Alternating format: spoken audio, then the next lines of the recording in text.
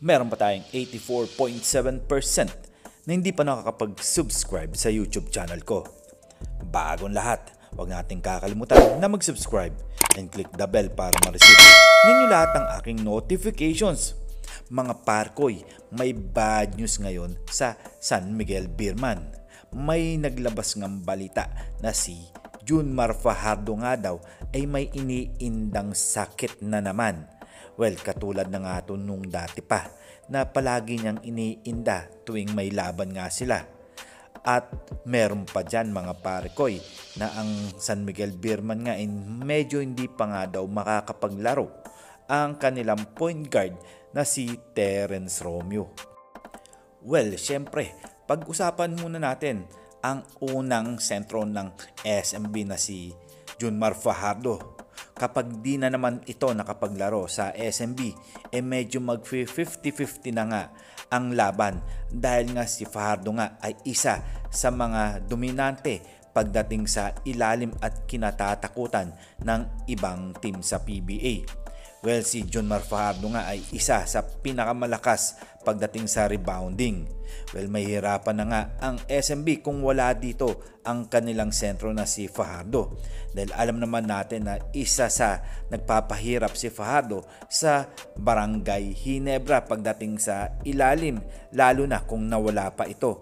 Dahil alam naman natin na si Fajardo ang tumutulong kay Bone Wright pagdating sa lahat ng aspeto. Well, mga parkoy, kahit na mawala nga si Junmar Fajardo dyan, marami pa rin ang tutulong dyan dahil nandyan pa rin sila Tautua. At dumako naman tayo dito kay Terence Romeo dahil sa mga lumalabas na balita na hanggang sa ngayon nga may iniindang pilay pa rin to dahil noong mga nakaraang laban nila sumasakit na nga ito at talagang di niya na mailakad. Well, mga parkoy, si Terence Romeo ay isa sa mga nagpapahirap sa mga bawat team dahil eto kapag nagtuloy-tuloy na naman to, well, masisira na nga ang kanyang karir sa SMB.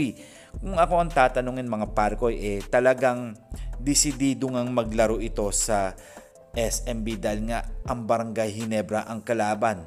Well, mahirap kalabanin once na nagbalik nga itong si Terence Romeo at isa na rin sa magbibigay na naman ng sakit sa ulo ni Coach Tim Cone, ang player na si Romeo. Well, kilala naman natin si Romeo, no? Non-stop to pagdating sa loob at pagdating sa scoring machine naman, talagang magbibigay ito ng advantage sa SMB. At eto na nga, ang sinasabing ang alas ng Barangay Ginebra ay hindi natin maitatanggi sa maraming taon na nagbibigay ng saya at ligaya sa mga player ng Barangay Ginebra. Well, eto na nga, sasabihin ko na nga mga parkoy, ang kanilang alas ay ang mga fans ng Barangay Ginebra na para bigyan sila ng suporta sa lahat ng laban nila. At diyan nagsisimula ang tunay na laban dahil ang lahat ng fans ng Barangay Ginebra talagang suportado ang laban ng kanilang iniidolo na Gene Kings.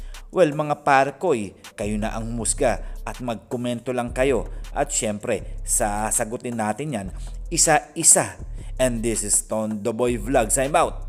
God bless you all.